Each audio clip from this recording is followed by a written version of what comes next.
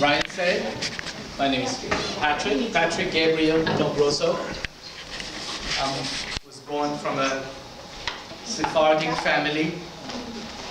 Sephardim are Jews from around the Mediterranean Sea, Arab countries. My father was born in Tunisia. My family spoke Arabic at home, often. I don't speak Arabic, but I speak Hebrew. I teach Hebrew because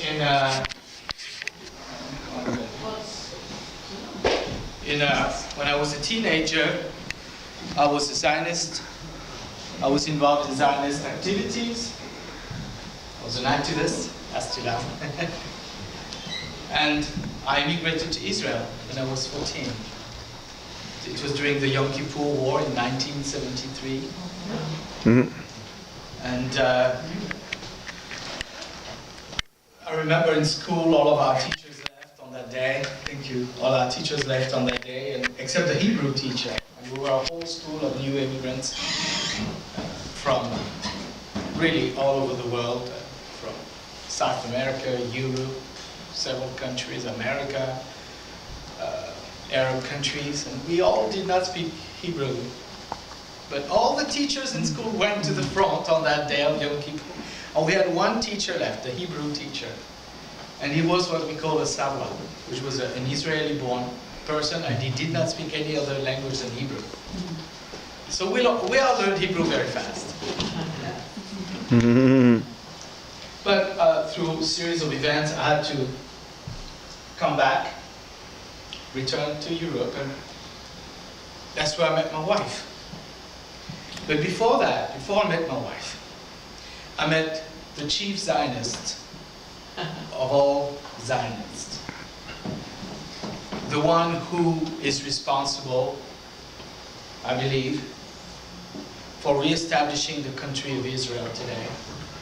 The one who is responsible for the resurrection of the country, of the language of Hebrew, and the returning of Jerusalem into Jewish hand. And the one that will be responsible for making sure that that Jerusalem is and remain the capital of the Jewish people. And it will be the place also from where he will reign all over the world, where all the world will come in Jerusalem, where all the world will come to hear Torah. One of these days, coming to a city near you. Maybe in our days, and very soon. Yes. Yes, Lord. And so then, after I met that chief Zionist of all, I met my wife. Amen. And as usually happens when a couple meet each other, they have children. So we've raised together 6 children. And now we have 6 adults. Yes. Now we're starting to count the grandchildren. Nice. We have one who is 1 year old. So our children are actually, one is in New York. Our daughter is in Austria with her husband. And 4 of our boys. We had 5 boys, 1 girl. Girl was second. And the boys survived. So, and yes, and for the other 4 boys are all in Portland, near Portland area. We see them every once in a while. You know how boys are. They don't always visit home, right? So, if that's all right with you, I would like to share with you a little teaching called, as you can see in the back, the Gospel according to Moses. We're not really, you see that, right? Yes. We're not really used to hear these words. Moses and Gospel usually are taught in antithesis to each other. You know, so. But there is a scripture to corroborate that. And that scripture is, for good news has also been proclaimed to us just as it was to them. The author of the book of Hebrews, in the context of his writing, the them that pronoun, the them pronoun, is the children of Israel in the desert. That's true. So that's what we're going to talk about. That's true. Now, in the... Oh, here. You okay? Yeah, I'm okay, man. The door staying open? I Okay, thought that you were voice. to close on here. Here we go. Shabbat shalom. Doris! It's Doris! Hello, Shabbat shalom. Shabbat shalom. Hey Doris! Shabbat Shalom, Doris! Shabbat shalom. Can't see too good right now, the light. Oh, it's all right. May I ask your name? Patrick. Patrick! Patrick. Rabbi? Somewhat of You're like something Jewish? something Jewish. They call me Rav. That's like me Rav. too. And I'm his wife. Oh, very nice to meet you. Hey Doris! Hi, Peter. Doing good today, Doris. Where? Doing good today, Doris. Hi. Have something for you, Peter. Oh, Excuse me, I kind of got in inside. Oh, that's I need some milk. So in the Torah portion last week, we read about Moses' older siblings criticizing him. Do you remember their name, Moses' older siblings? Jane. Oh, Moses. Oh, Yeah. sorry. Aaron. Aaron and Miriam, that's right. They say, is it true that Adonai has spoken only with Moshe? Hasn't he spoken with us too? Yeah. And the verse ends by saying, and Adonai heard them. Adonai always hears us, even from the deep secret places of our hearts. thank you. Thank you. Even the things we don't say you. out loud. As a result, Aaron and Miriam were summoned by Hashem, who reminded them that, as in the case of every human, Moses may have his faults, but also that now Adonai reminded Aaron and Miriam that Moses was very humble, even more so than anyone on earth. Can you imagine having that written of you in the Torah? Read for thousands of years by people? I mean, I don't think God throws compliments easily. And I don't think he uses flattery. Right. It's like, Exactly. it's a really awesome statement. So here they were criticizing, they were accusing of pride the man who God said is the humblest of all. Woo! I think they blew it that day. Yes. So Hashem told added that Aaron and Miriam should have feared criticizing Moses on the mere account of his special standing with God. Their criticizing Moses equated to a criticizing God, Hashem said. Now, this week, I think I'm supposed to go to here. Oh, okay, this one. Maybe I need to use this thing. This week, we read about the spies who returned from the land Yes. with a negative report, right? 10 of them came back with a negative report, 2 with a positive report. Right. Thus it is with all things in people. The majority sees the negative. Only a few chosen sees the negative, the positive in people and situation. Right. And that's a sad fact of humanity. We so quickly see the negative. Jewish sages suggest that the 2 stories of Aaron and Miriam criticizing Moses and the story of the spies are not far from each other in the text of Torah because they talk about the same thing. In the first, people find fault in Moses. In the second, people find fault in the land that God promised.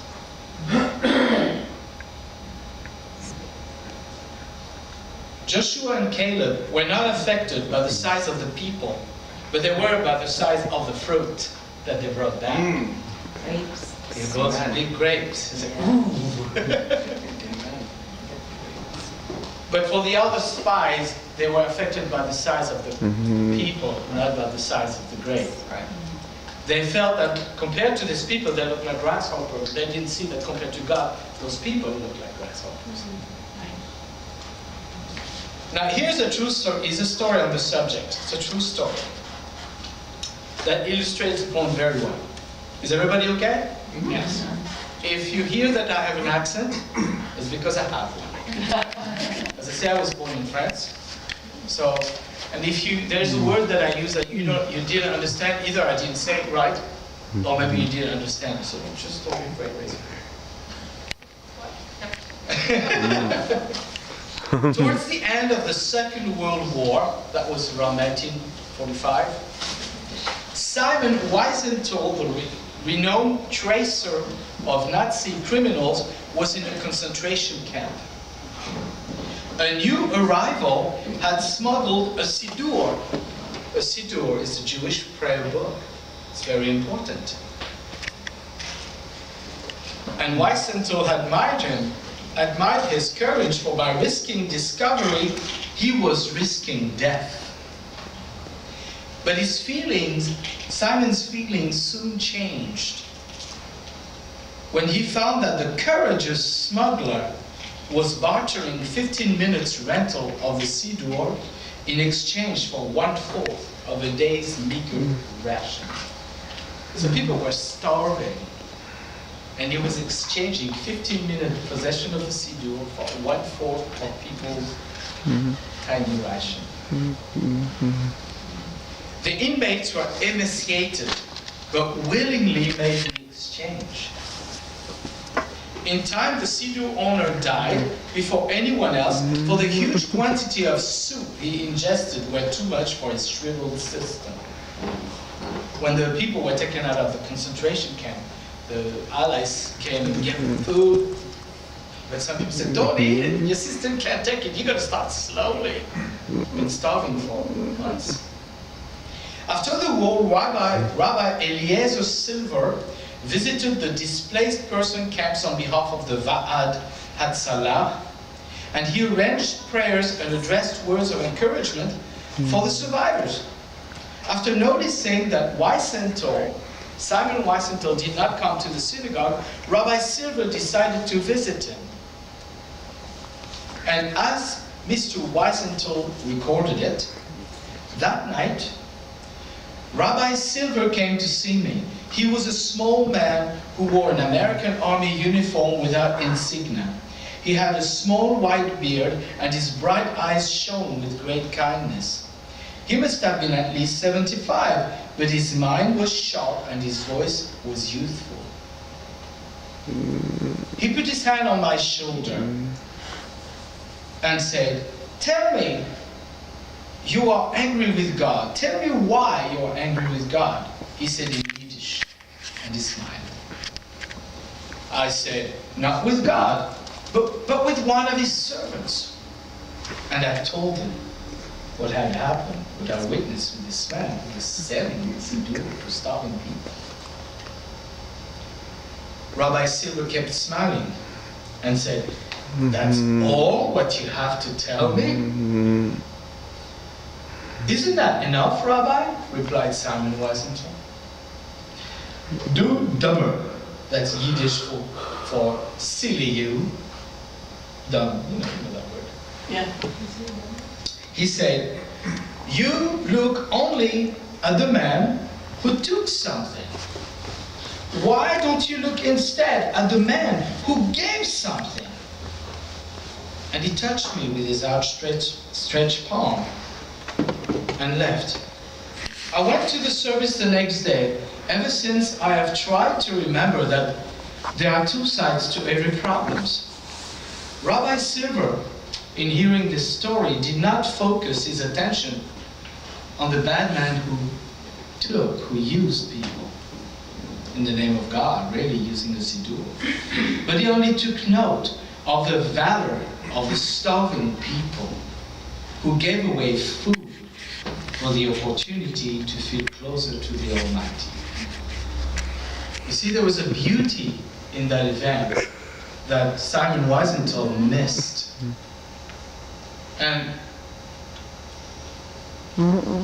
in the case of people, and whatever situation comes to us in life, there is always the beauty that is hidden inside of it.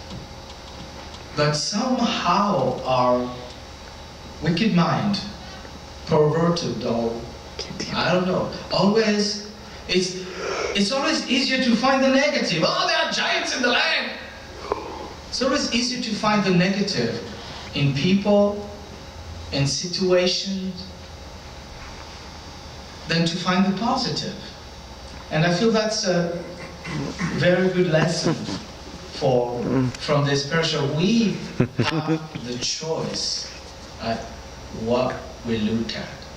We have that freedom to choose to dig and find the positive in people, situations, events. There's always a piece of gold somewhere we can find. Even a broken clock is right twice a day. I'm gonna remember that one.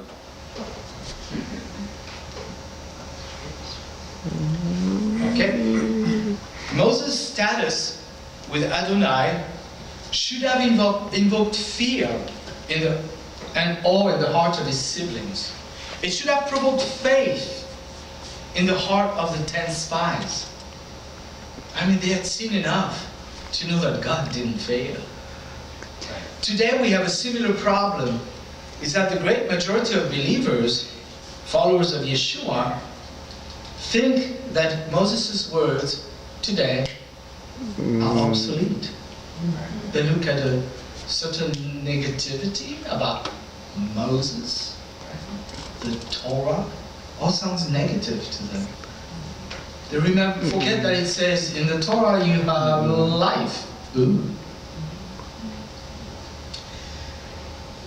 These people speak the same as Aaron and Miriam. Is it true that Adonai has spoken only with Moshe? Today's people, today's believers, hasn't he spoken to us too? They say that because they believe that their modern theological revelations supersede what Moses said. They say, has he only spoken to Moses? Well, to be honest, since Moses, there hasn't been a single person of whom it is said he speaks to God face to face, like a man talks to his friend. No one, no Billy Graham, no one, nobody. There's only one person who could claim that stature with God and more, and that was Yeshua. Because he was the prophet like to Moses. But nobody else. Nobody has had that level of revelation. And Paul agrees to it.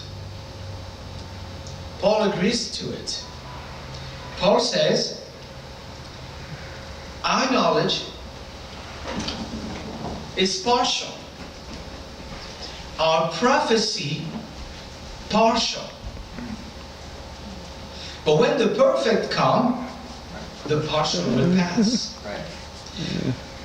We skip a verse. For now we see obscurely in a mirror. Right. That means something not clear. Yeah. This is all Talmudic idioms. Yeah. You know, prophecy is imperfect at this point. It's like seeing through mirrors, a copy of a copy of a copy of a copy. But then it will be face to face. Then, like Moses did. Now I know partly. Paul says, I was taken to the third heaven, and he even had a vision of Yeshua on the road. But he says, now I know partly. Right? But then I will know fully, just as God has fully known me. So I don't think that there can be any revelation after Moses that can supersede Moses. And Yeshua never superseded Moses. He taught. how to apply Moses in the proper way. Now, when these people criticized Moshe and call him obsolete, call his word obsolete, Adonai hears too. And we'll leave it at that. The writer of the book of Hebrew tells us of Moshe's faithfulness. It says, Moshe was faithful in all his house, and also that Moshe would be giving witness to things God will divulge later. Who has watched here Downton Abbey? Who watches Downton Abbey? Downton Abbey? Maybe 2 or 3 episodes. Yeah. Do you know who is Mr. Carson? Yeah. The owner. He was faithful in all the Crowley's house. That's kind of Moshe. But then there was Matthew. He was a legal heir. Amen. That's the difference between Moshe and Yeshua. Yeah. Okay. Later, in the letter written to the Hebrews, the author, the writer of that letter, who speaks actually to Jewish, Israeli believers. This is a letter to the Hebrews, as the Hebrew believers, the people from Israel, the Jewish believers. Okay? Basically to biological Jews and proselytes. That's why he says Hebrews. The Hebrews. And then, in this midrash, do you understand the word midrash? Midrash, okay? In this midrash, the author compares the children of Israel by Mount Horeb to his generation. You see, the author of Hebrews was writing to Jewish, to the congregations of Jewish believers who were starting to receive persecution. The temple was not destroyed yet, but James had been killed. James was killed in 65 AD. The temple destroyed in 70. So I would say the letter was written around 67, 68, in between. Because with the martyrdom of James, their leader, and with the wicked high priest, Sadducee high priest, who was persecuting the believers, and they were fulfilling the words of the Yeshua, saying to them, "You will be kicked out of the temple and of the synagogues." This was starting to happen. They were saying the words of Yeshua in Matthew 24 happening in front of their very eyes. And the author tried to encourage them. He tried to encourage them. So, but I will not go into all that because that will require the whole study of the book of Hebrews, and that's not what I want to do today. It's not what I think we should do. But there is this verse here. Is it on the screen? Yeah. For unto us, the writer of the Hebrews says, unto us as the Jewish believers of 67 AD, okay, was the good news given just as it was to them. And in the context, the them is the children of Israel in the desert. In other translations even say the gospel was proclaimed to them. Some say good news, same word, same thing. Right. Thus my title, The Gospel According to Moses. What was this gospel? Moshe is never recorded saying, Jesus died and he resurrected and you... Never said that. So, we have to ask ourselves, what is this gospel? What are these things that Moshe was giving witness to that Hashem will divulge later? The concept is somehow embedded in the 4 Seder cups. We do a Seder at Passover with the 4 cups, right? You have the first cup of sanctification, and the cup of... There's many cups. Okay, so the last cup is a cup of praise. So Moses was sent as a liberator to the Jewish nation in Egypt. He told them the good news that they could now be free and even become their own sovereign nation in their own place. That had never happened before. Even Abraham, Isaac, Jacob, it said in the book of Hebrews that they lived in the land of promise as strangers. The land was given to them, but if you remember, Abraham had to buy a piece of land to bury his wife. Yeah. Because it was a promise. And then the book of Hebrews makes the most beautiful statement about faith. It says they all died in faith, not having received the promise. That means they died, they received the promise for God, they never received the fulfillment, that they still died believing that they'll receive it. I think that's kind of the faith here. They never received it. It says they all died in faith, not having received the promise. That's Abraham, Isaac, Jacob. They stayed strangers in the land. Now, the Jewish nation was going to receive a land for themselves. So, and this salvation of being freed from Egypt and going to their own land when they'll be a sovereign nation was going to take 4 steps. Okay? 1, Sorry. Leaving Egypt, step 1. Crossing the Red Sea, step 2. Receiving the Torah, step 3. And conquer and enter and populate the land, step 4. What Moses taught could be called, if I were in a Baptist church, I could say the 4 steps of redemption. You know, people like little formulas. 4 steps. So let's go to the first one. Are you following me? Yeah. It's going to take baby steps, okay? Baby steps. The first step was leaving Egypt. It was given to whoever you are. If you obeyed Moses, you took the blood of that lamb, you went to choose a perfect lamb, you kept it for 4 days, observed it, make sure it was okay. Then after 4 days you killed it, put the blood on your doorposts, and then you eat the rest. And cooking it the way it was said. If you did all that, whoever you are, Jew, Greek, Ethiopian, Egyptian, you would be saved from the curse of the death of the firstborn. In which it says in the text, people like to say, yeah, God sent the angel of death. There is no such a thing as the angel of death. Adonai said, I will come into the land and I will do this. God did that job. I will come and do this. And kill the firstborn in Egypt. Jew and Gentile alike. But Jew and Gentile alike could avoid that sentence if they just did that land thing.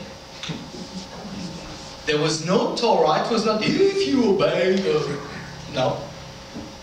No Torah to be obeyed. Only the Lamb. Only the Lamb thing. You know, the Jews, they had seen God's miracles for 10 plagues already. The first ones applied, the first 2 or 3 ones applied to both Jew, to them too. But after that, like darkness was only in Egypt, not in Goshen.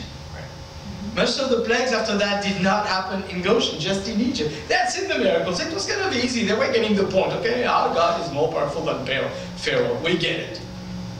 But the Egyptians, for the Egyptians, they were like, wow, there is something more powerful than Pharaoh? Our country is in a mess. We lost our crops. And when we couldn't get, the frogs took, or the locusts did, or all the animals died. Now we're going to lose our firstborn. They're starting to lose faith in Pharaoh. So many people were, I don't know, but this Moses guy, I'm on his side because it's not good to be against him. Yeah. Yeah. And you know, that could be called faith as a grain of mustard seed. And it was just enough.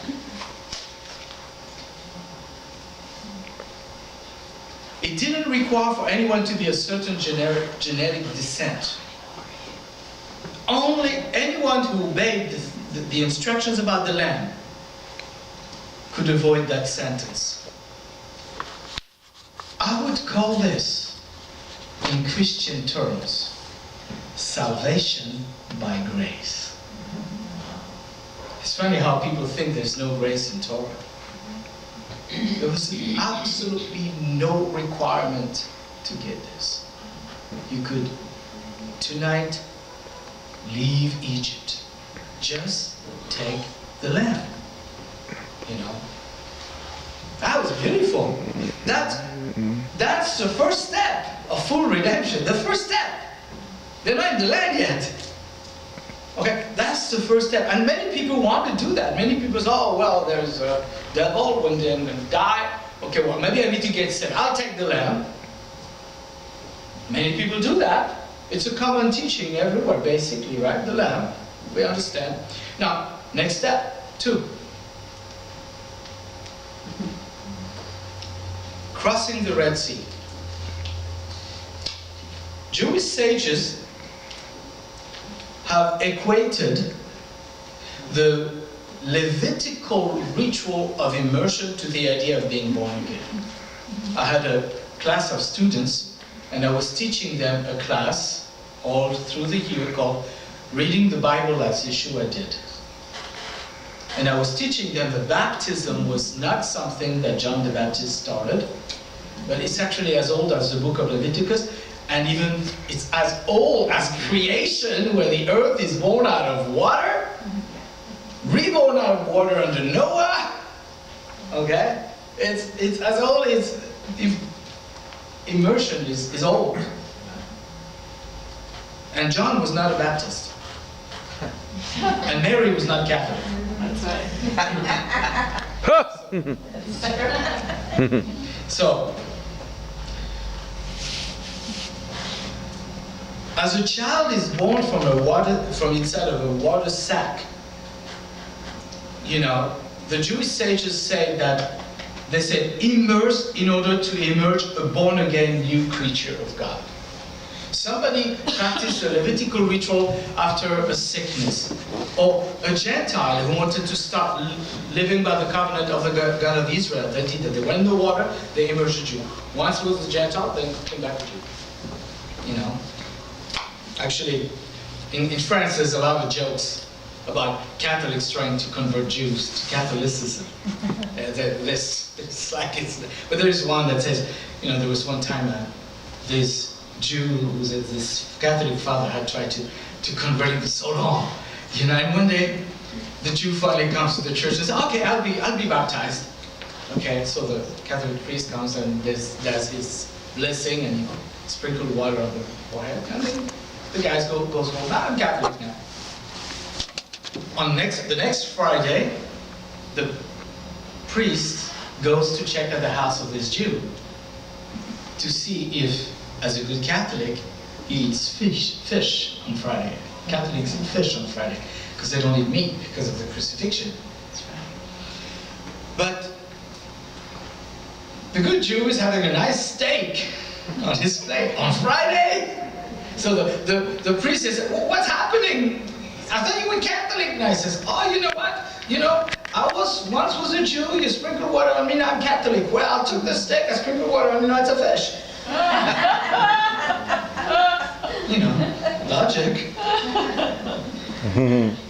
So, but the whole idea of baptism, of immersion, was to be born again. And Paul brings this principle in 1 Corinthians 10, 1 and 2. He says, for brothers, he's talking to Corinthians, congregations of Jews and Gentiles in Greece. Brothers, I don't want you to miss the significance of what happened to our fathers in the desert. The whole 1 Corinthians 10 is actually a very good lesson on learning lessons of life by looking at what happened to them in the desert. And this one says, all of them were guided by the pillar of cloud, and they were passed through the sea, and in connection with the cloud and with the sea, they all immersed themselves in Moses. Yeah. The King James Bible actually says they all were baptized. Yes. You know? So this is what happened. The crossing of the Red Sea provided a repentance element for both Jew and Gentile who left Egypt. So now they had left the land, were leaving Egypt, but until they crossed the Red Sea, they were still in Egypt. They were crossing the eastern arm of the Red Sea into what is called today Saudi Arabia. So the whole Sinai Desert, what's called the Sinai Desert, still belonged to Egypt. They were not out of Egypt until they crossed that arm of the sea. On the other side, they were born a new nation. And it was awesome for them because a lady called Miriam, Moses' sister, took the tambourine and started dancing. Now, when Moses was crossed the Red Sea with the children of Israel, he was 80 years old. And if you remember, Miriam, his older sister, was old enough when Moses was a baby to follow him through the reeds and had enough presence of mind to tell the royal princess of Egypt, says, "Oh, you need a nurse. Gee, I know one." And bring them on. You know, so let's say she was 10 years old, 7 years old. That means when she picked up that tambourine to lead all the ladies into dancing, she was what? Almost 90. She was the dance leader. You know, so this is the second step. We say, okay, I take the land. I take the land. First step. Second step, I gotta be reborn. Yes. Okay? Many people do that. Many people take the land, but you know what? They stay in Egypt. And many Jews stayed in Egypt. Not all of them left. A remnant left. So the people take the land, but they stay in Egypt. But then they go and crossing the Red Sea was burning your bridges. Do you do that? You can't go back. Once you do that, you can't go. Now, God's not going to open it to come back. You know, you can't go back. So you burn your bridges. Then you start getting scared because you're not under the care of Egypt with the free fish and cucumbers and onions and garlic and whatever. You're not under the protection of the army. There you leave everything behind to put yourself in the hands of God for protection and provision. Then you start getting queasy there. Some people are like, no, you become a new person. You know, I remember when I got to know Yeshua, I became a new person. And my family didn't want me anymore. I was a new person. You see? If we're not a new person, we're not really born again. This was actually the idea of circumcision. Mutilating the body so you're a new person. Once you do something, if I cut off my earlobe, I'll be the same person minus an earlobe. This is it. I mean, something new, something different. Okay, so many people do go through this second step, but there is a problem. You can take the man out of Egypt, but you can't always take Egypt out of the man. That's right. And we saw that on the other side. Egypt was still calling on the onions, the garlic, the fish. You know. So this is the second step. Most people go through that, I would say. They get reborn to a certain extent. They try to keep a lot of Egypt with them. You know, they don't realize. You know, it was a real different worldview. Egypt had an assured crop. It was a rich country. Even Rome didn't want to let go of Egypt. Every conqueror wants Egypt. Because Egypt was rich because every year he had the snows of the Kilimanjaro mountains that flow into the Nile and bring irrigation to the whole country, and they get rich. And this happens yearly.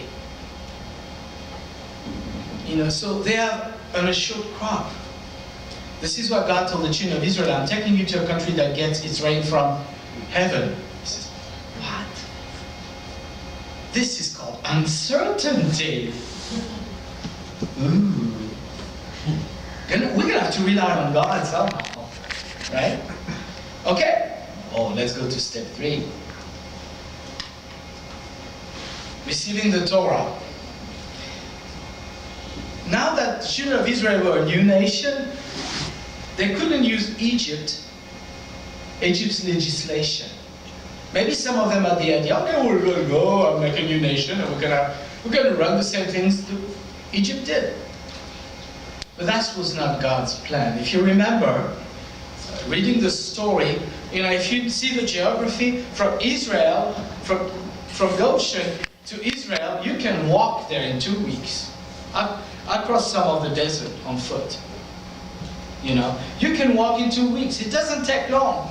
But instead of going northeast straight, they were going east. This is why some people came to Moses and said, why are you going east, Moses? We're supposed to go northeast to Canaan, the land of Joseph, He said, well, now God said to go. And this is what happens to many people today. They don't want to go to Mount Sinai to learn Torah. They say, you don't need to do that. You can go straight up. You can go straight up. They didn't even want to cross the sea. You didn't even have to cross the eastern arm of the Red Sea to go to Canaan. You could go straight from Goshen. 2 weeks, less than that, if you walk fast. Few hours by car. It's really not far. So, but God had another plan. He needed them to come to Torah, to learn from the Torah. I'm a hopeless romantic.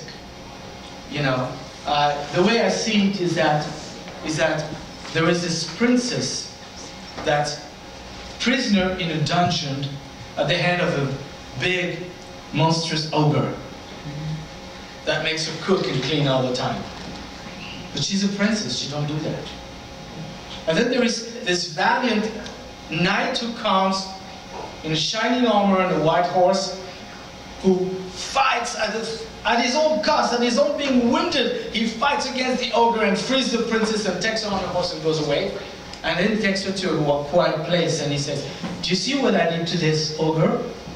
Do you see how I let myself be wounded? I did it because I love you and I want to marry you. I want you to be my wife. Live in my castle. And this is why Hashem said to the children of Israel, did you see what I did to Egypt? That's because I want you as my people to live in my land, be my kingdom.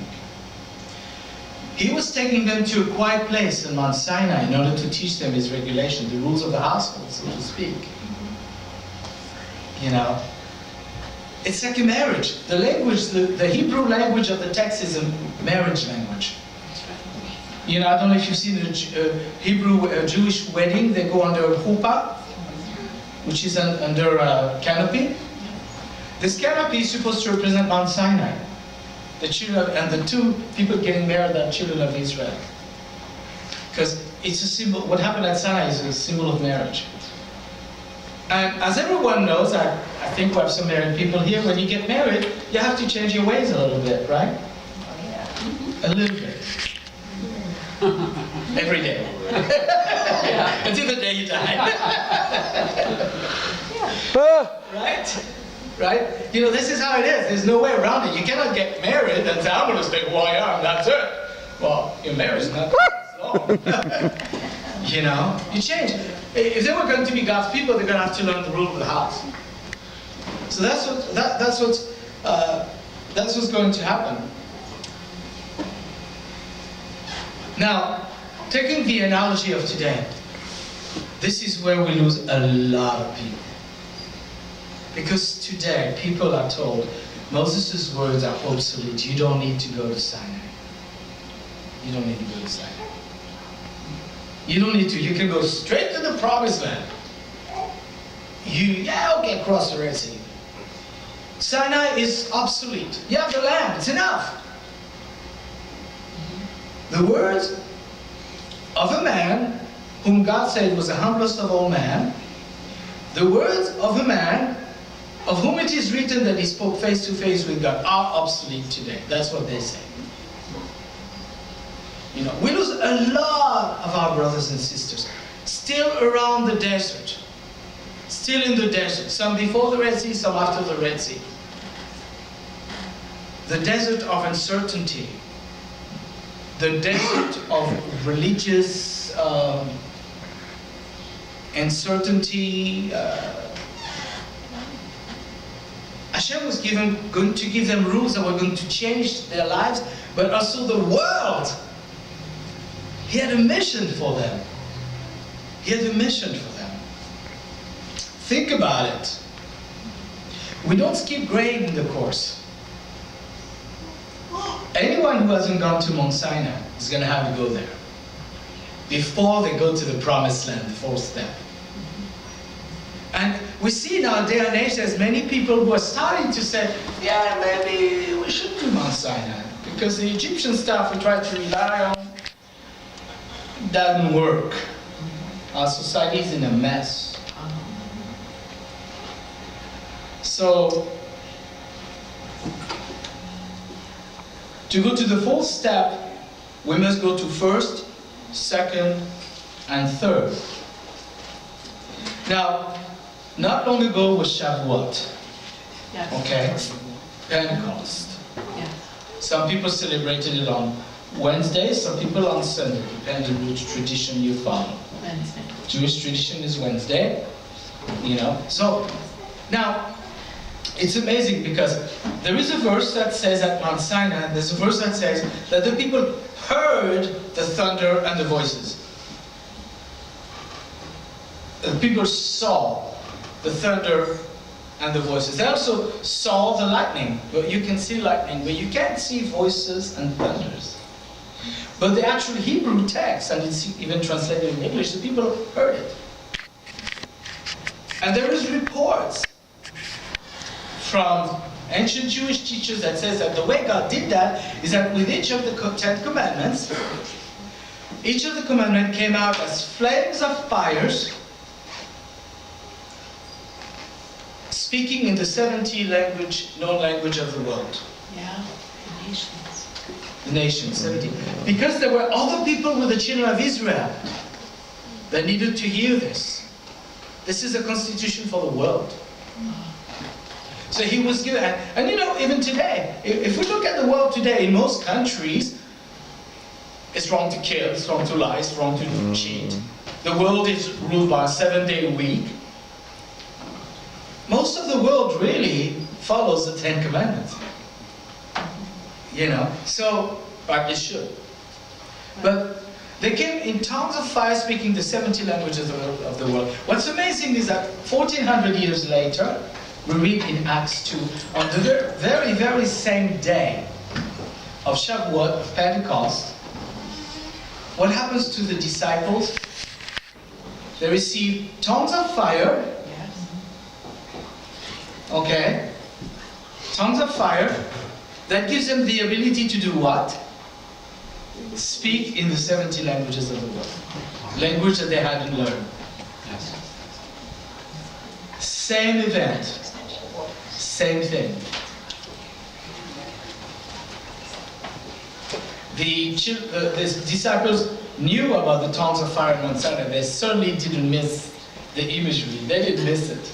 Oh no. That's right. They couldn't miss it. They knew that story. They celebrated it every year.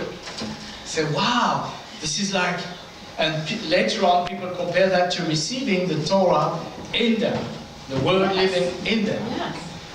And the Torah that's living in them is the Torah that was given on Mount Sinai. It's not a new Torah That's right. with new words. Yes. It's the same one. That's right. So, you know, the Torah is thought about like the milk of the word. The Brit uses that term, the milk of the word, but it's a Talmudic term. This is why, because of the giving of the Torah at Pentecost, this is why Shavuot, Jewish people eat dairy products, such as blintzes, cream cheese. Ice cream works too. Fourth step, conquer, enter, and populate the land. That's the last and final step. In Hebrews, in the book of Hebrews again, this step is associated with the resurrection and maybe I should have. Thank you. This step is associated with the resurrection and the establishment of the kingdom of God.